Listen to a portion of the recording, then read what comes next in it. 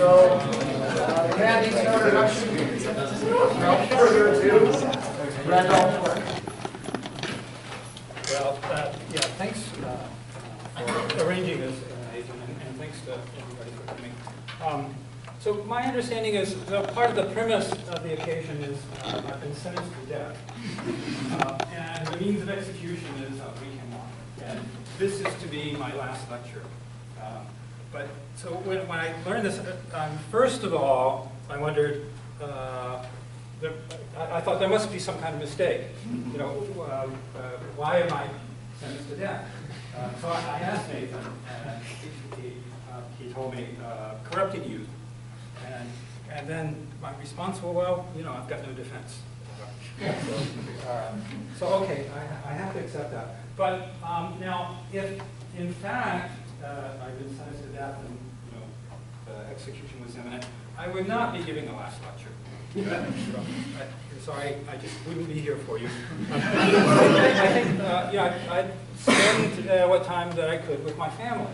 I figured, well, that Socrates had something that was worth taking time on that kind of occasion to say to his students, but I don't. Sorry. Okay, so let's see. Oh, one other preliminary. I think so. The other part of the premise was I'm to give a talk about something that I regard as something that matters. Okay. And now I think the advertised title was the ultimate question. Actually, the title that I gave it is a little bit different, so I think it got being passed from person to person, it got changed a little bit. So actually, my title was the meaning of life and meaningful lives. So yeah, I mean, I think that I get the impression I might not be right about this, but I get the impression that nowadays a lot of philosophers think that questions about the meaning of life just aren't really proper or good subject matter for philosophy. I think that's so. If it is, I don't know why it's so. I find that kind of puzzling. Maybe that's something we can talk about during the discussion. But one reason might be this. I mean, sometimes it seems to me this way, that problems about the meaning of life are psychological problems. That when I'm in a good frame of mind, the problem doesn't really grab me. It doesn't really seem to have any urgency. It's not a big deal. I don't need to figure out what the meaning of life is. And when I'm in a bad frame of mind, then the problem seems an urgent problem. But it also seems that nothing anybody could possibly tell me is going to help me.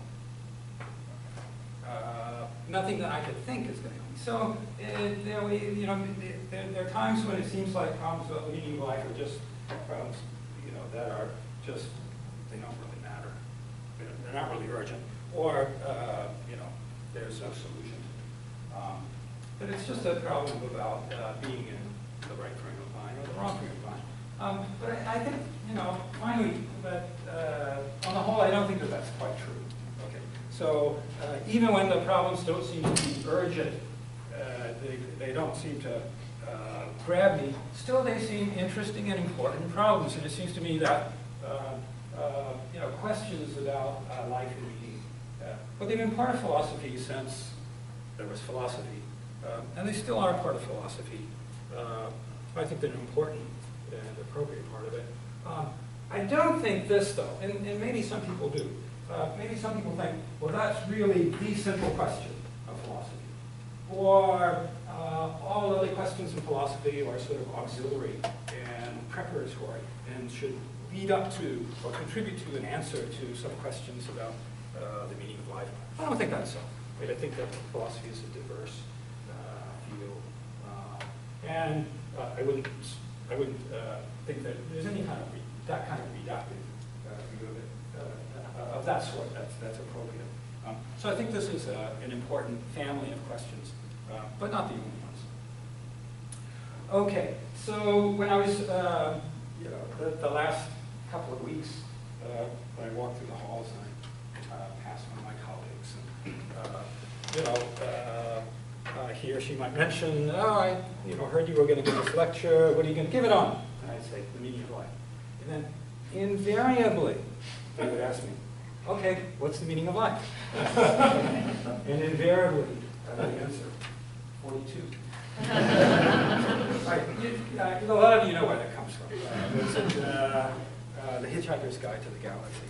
Now, I think that one of the characters then says something to the effect that, well, if that's the answer, then clearly we haven't understood the question. And they didn't say that, that's something we ought to say. If the answer to the question of what's the meaning of life is 42, we really don't understand what the question is. But in any case, I mean, in thinking about it, the problem, we certainly ought to think a little bit about, well, what in the world are we wondering about? What is the question? Or maybe there's several questions. So what are the questions concerning life and meaning? And I think there are lots of different ones, lots of related ones. So sometimes we might wonder, well, what's the point? Or what's the purpose of life? Or maybe related, what matters? Or why do the things that matter matter? Or slightly differently, we might wonder, well, what goals should we pursue in our lives? Or what purposes ought we to have?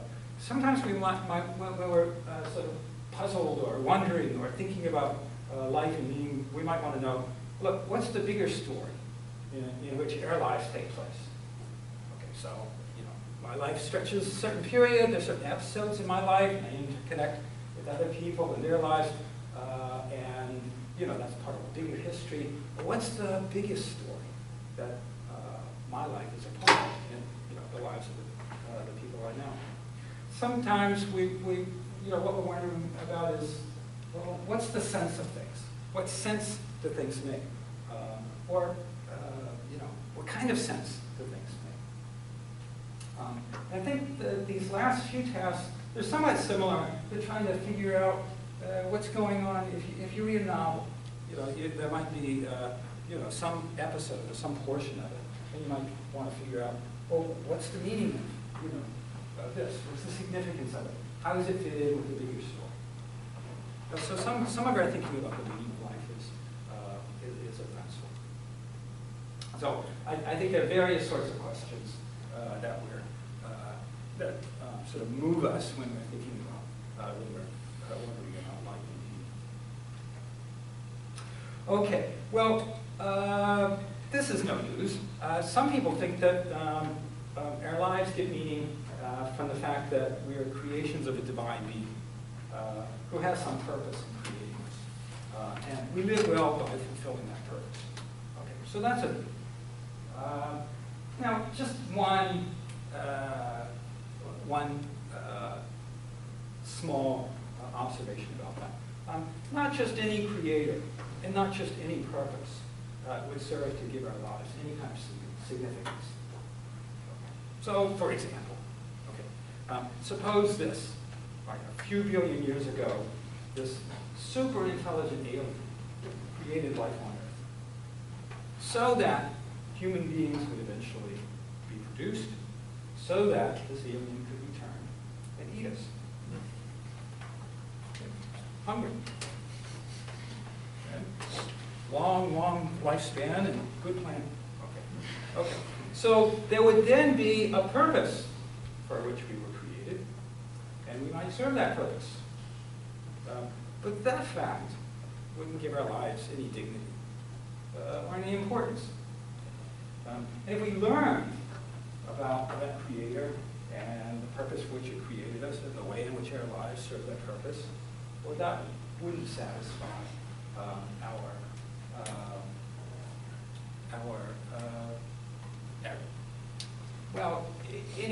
our concerns about meaning in life. Okay, so just one small observation about that. So a related kind of thought that many people have. Our lives have meaning only because there's an afterlife, a finite existence, one that ends in death. in which death is annihilation. Okay, that would be meaningless. So the idea is our lives are meaningless if each of us ceases to exist at death. Okay, a similar kind of observation. And by the way, so I mean, part of what I want to do is, just throw out some ideas, and some of them, are meant to, maybe provoke. They aren't certainly. They're not meant to be the end of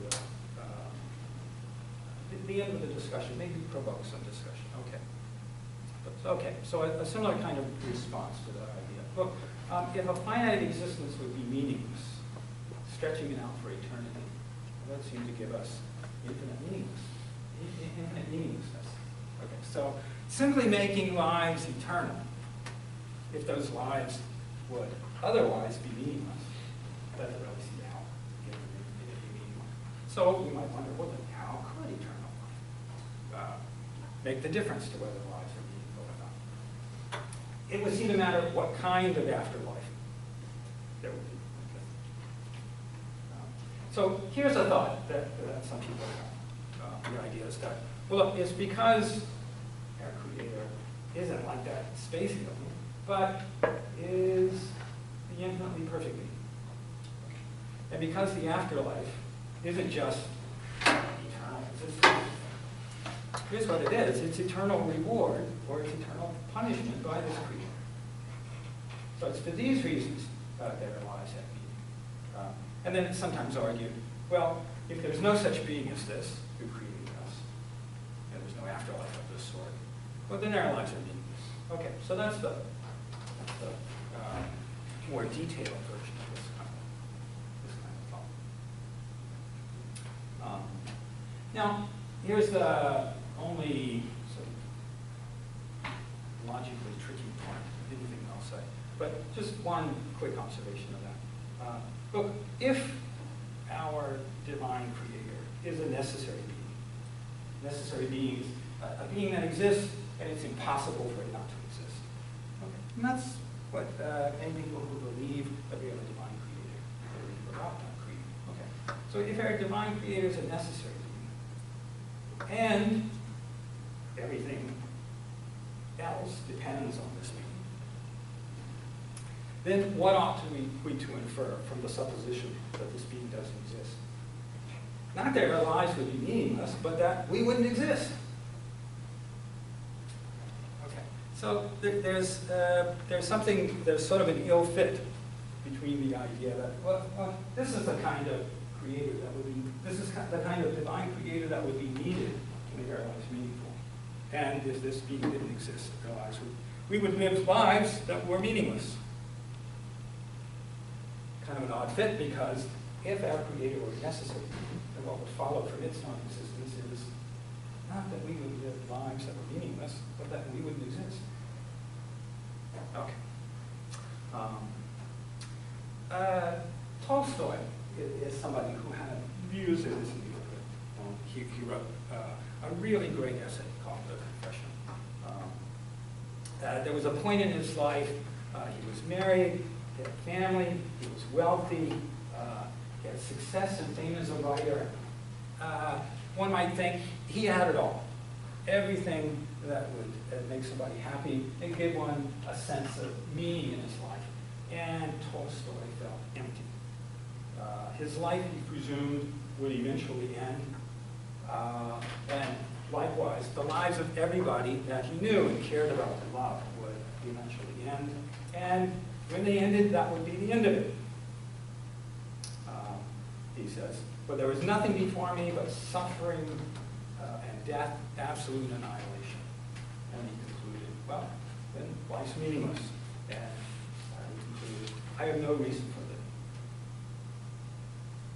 Well, let's see. Again, just a couple of a remark or two about each of these things. Here's one thing about Tolstoy's presentation of the situation that seems to be puzzling. Okay. He tells us he loves his wife and children. But he also seems to say, well, look, if there's no God and there's no afterlife, if death is annihilation and it's the end of one's existence, then it doesn't matter what happens to his wife and children, and he has no reason to care for them. Seems to say that. I'm not sure he says all that explicitly, but that seems to come across that way. And that's what I find puzzling. I find it puzzling for this reason. It seems to me that when I love someone, then I take it that it matters what happens to them. That it seems to me that the prospect of their well-being gives me a reason to care for them. So I can't myself see getting into Tolstoy's frame of mind, a frame of mind in which he loves various people, and yet he sees life as meaningless. He sees that it doesn't matter what happens to him or to them or to his life. Well, that seems to me not an entirely coherent frame of mind. Let me mention another writer in this neighborhood, William Lane Craig. He's one of the leading proponents nowadays of the view that if God doesn't exist, life is meaningless. Craig is acted as a public speaker. He's been here on this campus. He was here a couple of years ago. Some of you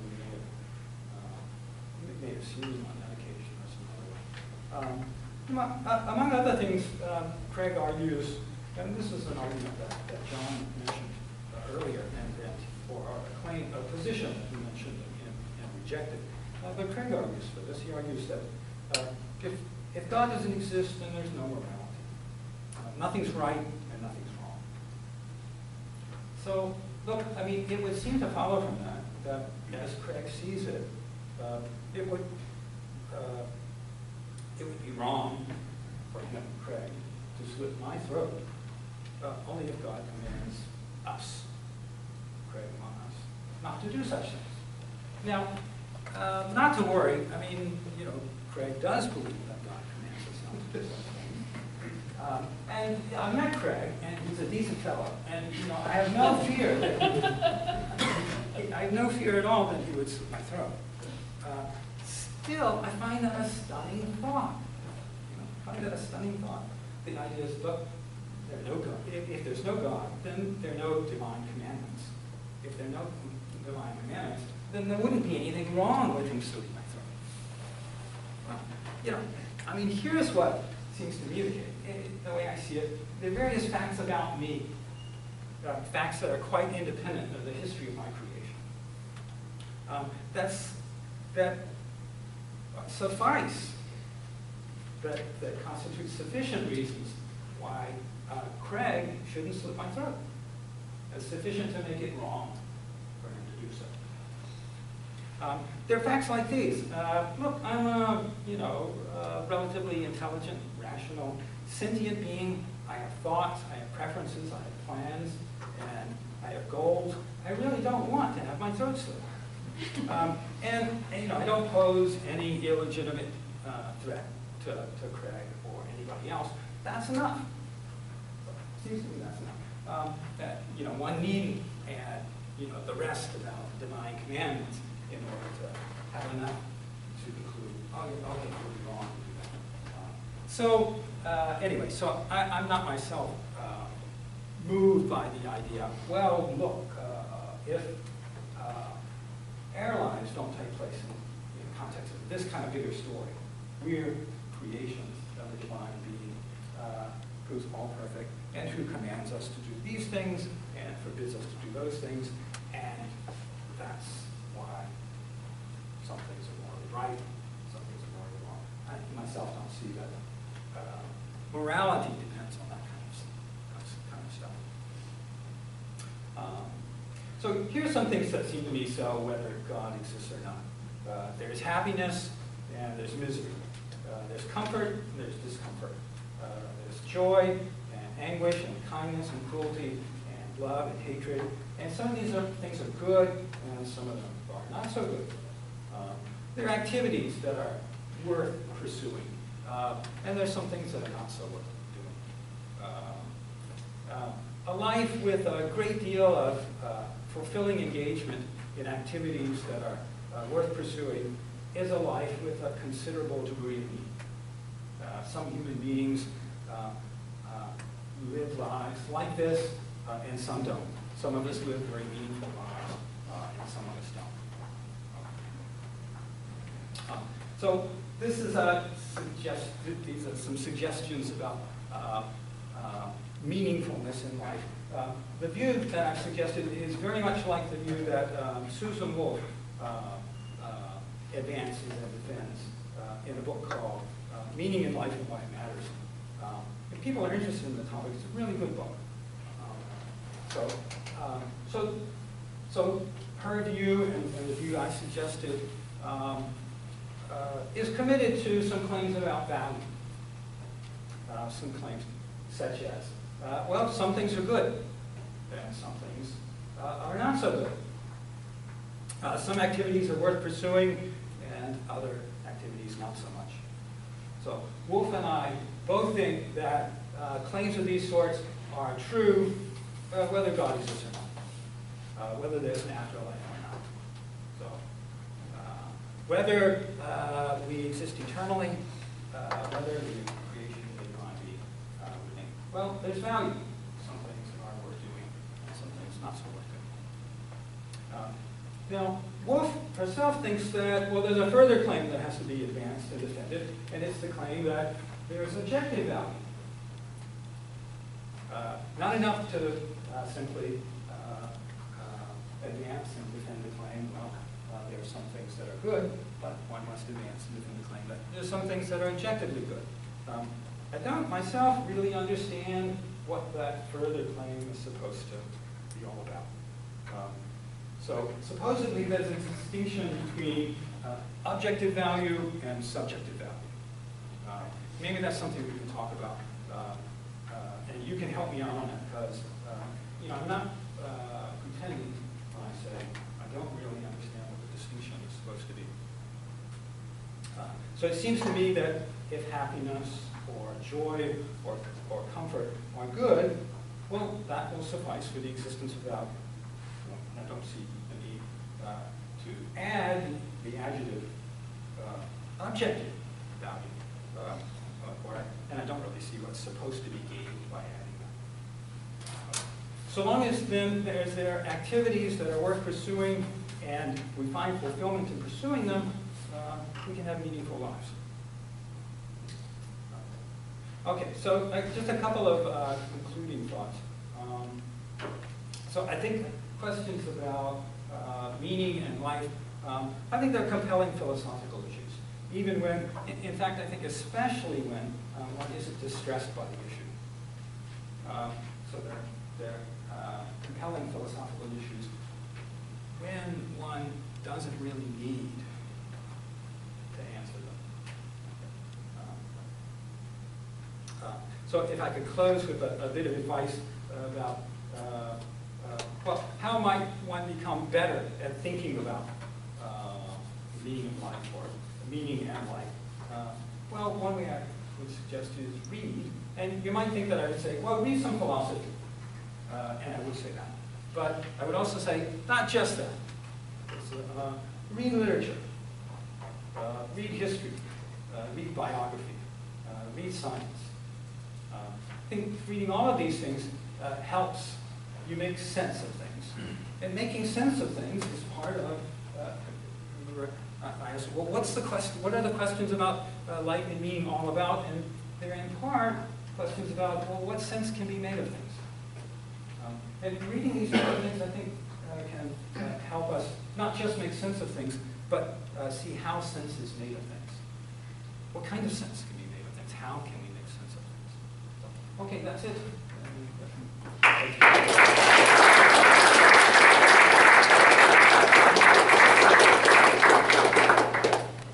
So if undergraduates have questions first, we'll get to those before we open up to the floor.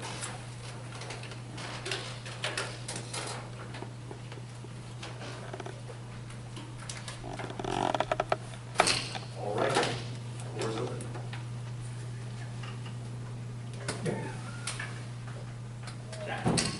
You said something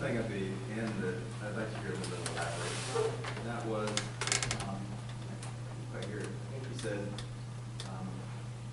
these issues are philosophically interesting or compelling if you're not distressed by them. Does that make sense? Yeah. Can you say more? Yeah, yeah. Well, it's connected to yeah, so, I mean, sometimes it seems to me when, it's most problematic, when, say, meaning in life is most problematic, are the times when nothing that I could read or think or would be told to me would really help me. And that, you know, there are other times when it's not that kind of, well, yeah, this is very gay. But there are times when it doesn't present itself as a practical problem. I mean, that's not really quite right, because it is, of course, a practical problem. But it doesn't present itself, well, yeah, no, I can't explain. So, I mean, the problem, the times when it seems that I can think about the question best and come to a better understanding about it are the times when I'm in a good frame of mind. So it's not that those are the times when I don't feel that I can't see any way that life is meaningful. I need to think more about that. I'm sorry, it's just not very clear. I think, well, I mean, what you're trying to say is kind of like it's not really helpful, like when you're panicking, because you're not going to listen to what anybody says. Whenever somebody tries to calm you down, or you try to calm yourself down, you're just like, ah, and you become more distressed. And when you calm down and you feel like your normal self, and when you think about the meaning of your life, you're just like, oh, well, it doesn't matter. That's kind of a good time to really think about it. Yeah, right, thanks. I mean, I basically said what you said, but because that's happened to me. I've like panicked, and my friend has been like, it's okay, just calm down. It doesn't really matter. I'm like, how can it not matter? Of course it matters. And I don't listen to them. So. Yeah, so I mean, probably, there are times in my life when things have looked bleak and awful. And if I think about the meaning of life in those times, it seems that nothing that I can think about, nothing I can read, nothing anybody will say is really going to be help. It's not an intellectual problem. It's not a problem of figuring something out. And the times when I can think fruitfully and learn and make my life better by thinking about meaning of life are not those times. They're the times when I'm in a good frame of mind. Just to follow up, maybe there's a trade-off here.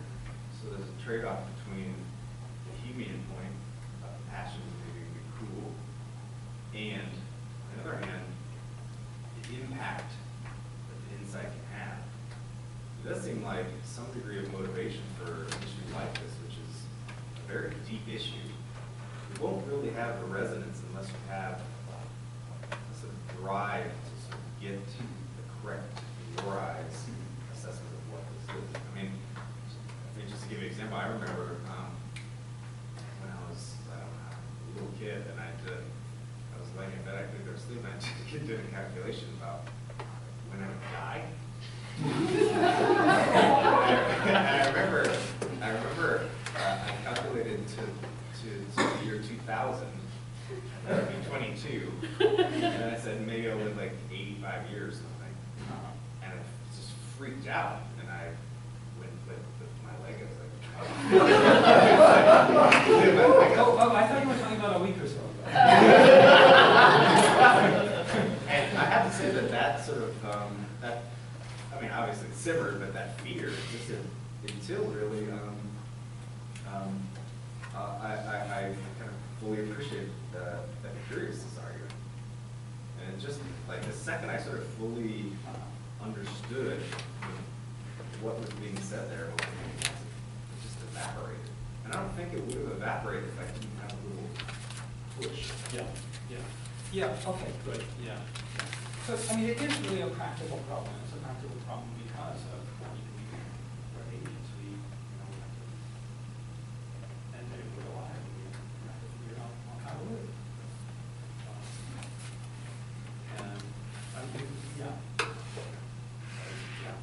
there's a difference between having a practical problem and being completely distressed.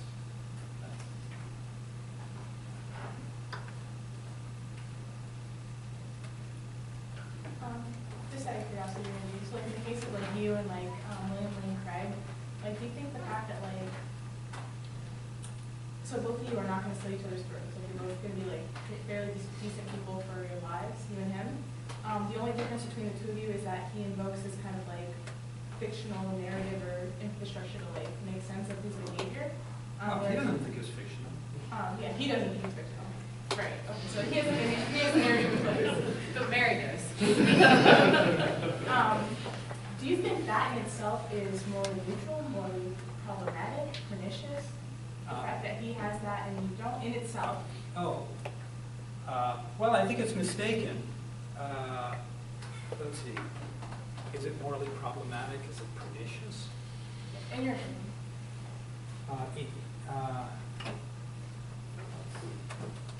There's some expressions of it that are, yeah. And there are lots of expressions of it that are beautiful. So not anything that's So, like, yeah. So it's not like the narrative, it's not Yeah. the problem. It's just Yeah, the you know, idea of actually, expression. I mean, here's something that I thought of saying. I left it out, but you might think, look, I mean, a couple of different ways of looking at, you know, what's the bigger story in which our lives take place. And one of them is this divine creation, eternal reward or punishment, big picture. And everything makes sense in light of that. And the other is, well, no divinities, or at least, you know, not that we know of. And so far as we know, you know, things get going about 13.7 billion years ago. You know, a few 100 billion years ago, what?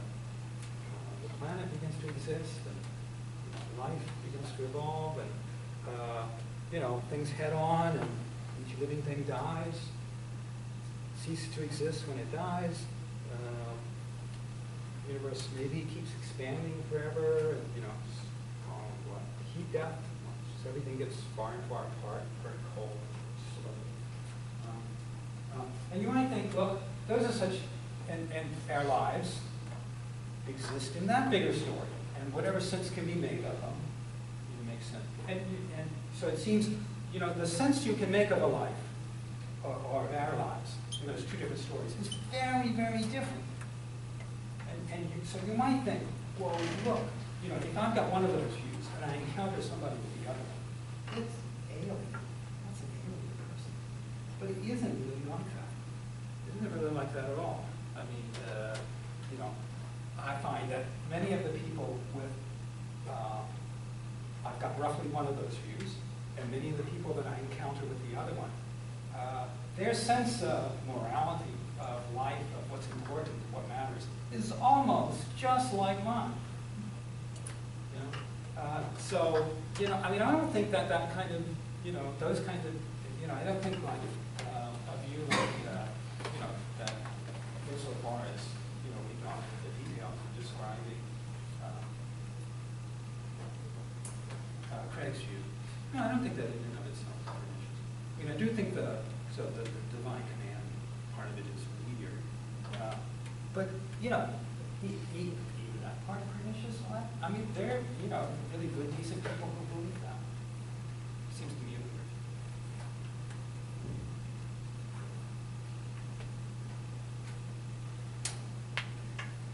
weird. You mentioned the life going on forever isn't going to be a solution if every segment of it is meaningless, right?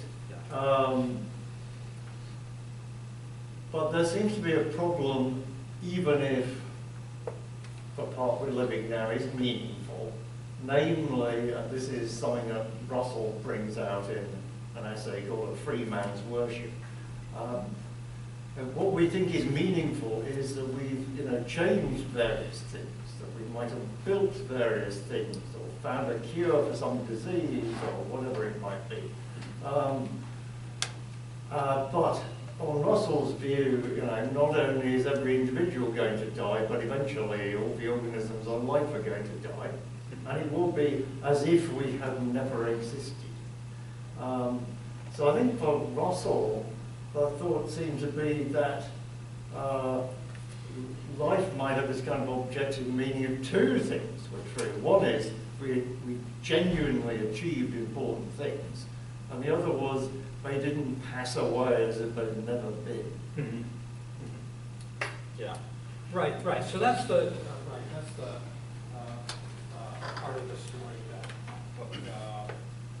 Yeah. So it's not just I and the people I know and care about are going to cease to exist, but everything that we contribute to, that that all of the accomplishments that we think give our lives meaning, those things will cease to exist.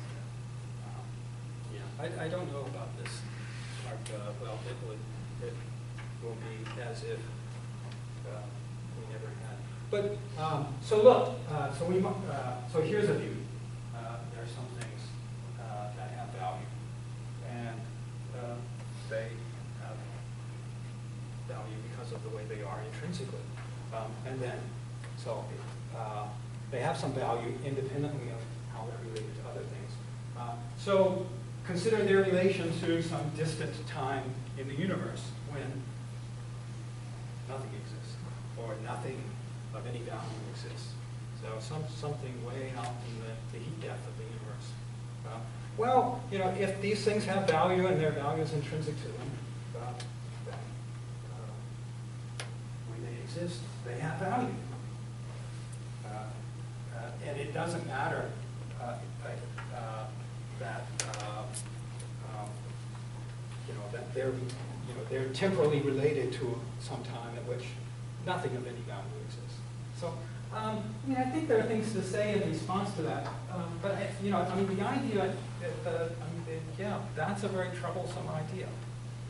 And it's very, and that is sort of part of the problem, so figuring out, well, how could anything matter if that's so? And so Wolf's suggestion is, well, some things will have some value independently of how they're related to what things are like in the distant future. Some activities are worthy of engagement, independently of how they're related to what's going on in the distant future. And this is a matter of what they're like intrinsically, what they're like themselves. Now, I didn't defend that idea. It seems to be a credible idea, but yeah, I didn't. So, Jay. So you've made a lot of use of this notion of making sense of the world, and I'm wondering if we can say more about what that is. Now, one thing it might be is understanding the world, how it works, how it fits together. Another thing it might be is deciding in certain ways, deciding to interpret the world as being a certain way, or deciding to savor certain things in life, deciding to retell how the world goes, or deciding to change the world in various ways. So I wonder if you have any reactions to what I'm saying. Yeah, so let's see. So is it that we might think of,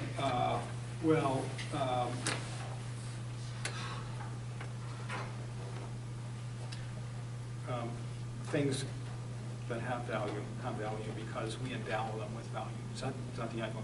Somebody takes them to have, or decides to treat them as valuable. So, or it might be that their having value doesn't depend on that. It's not a matter of that. So that's the sort of choice. I mean, yeah, presumably some things might work like that.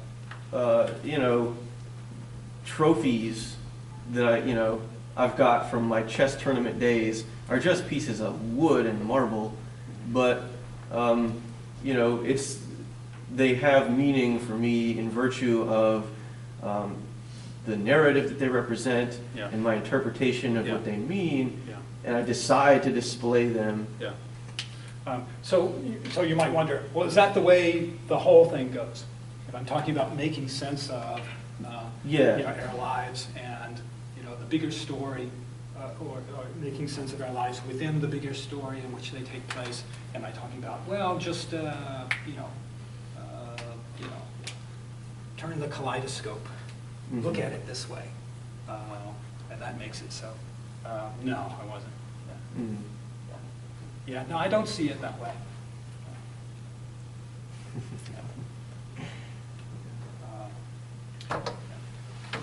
So,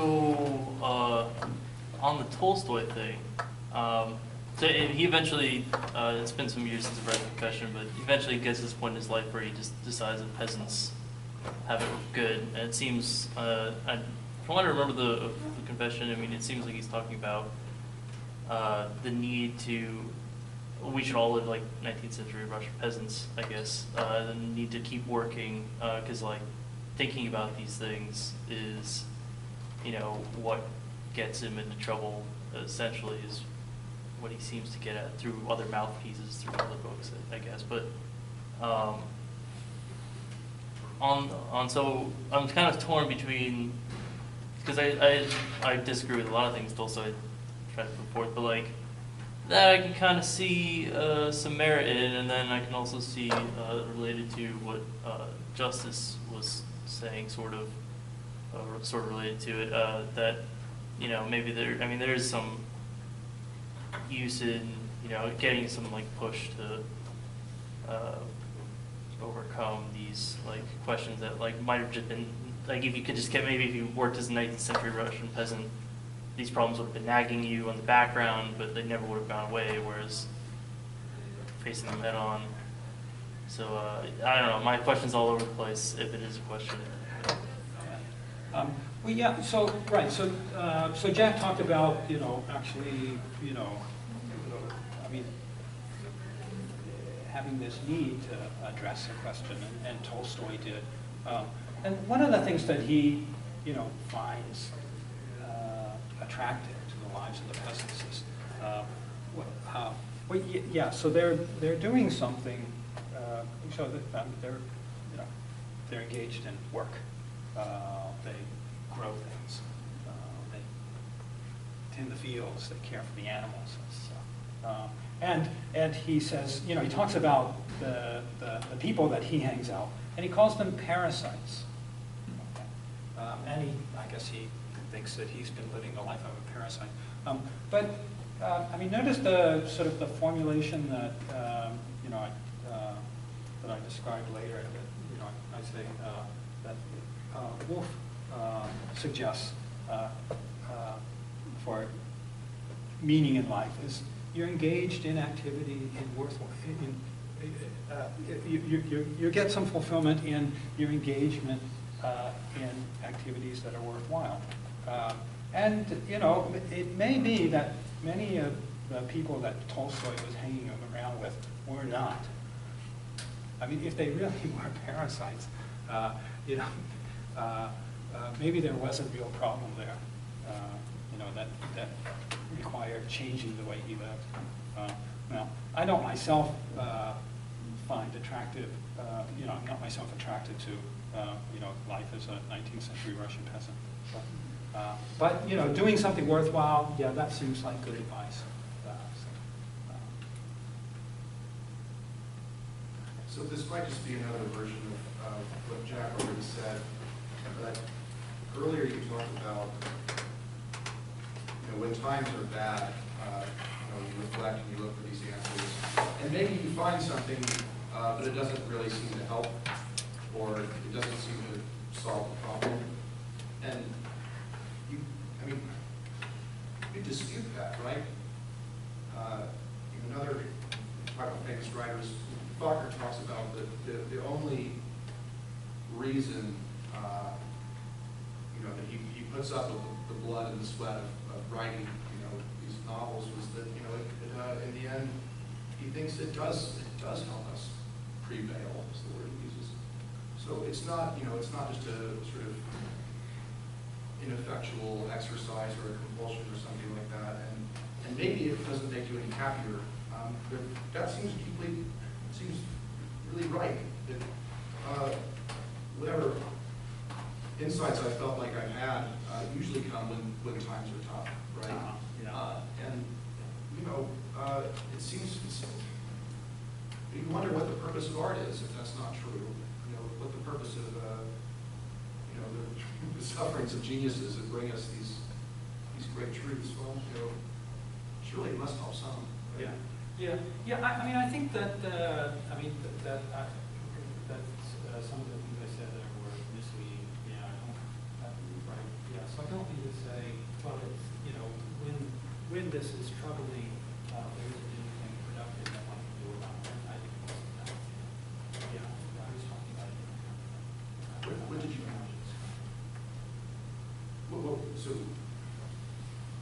So what's futile about the reflections when times are bad, or it's something? I wasn't talking about when times are bad. Okay, so wrong. Okay. I mean, you know, there are lots of times when times are bad. That wasn't talking about. So, okay. My question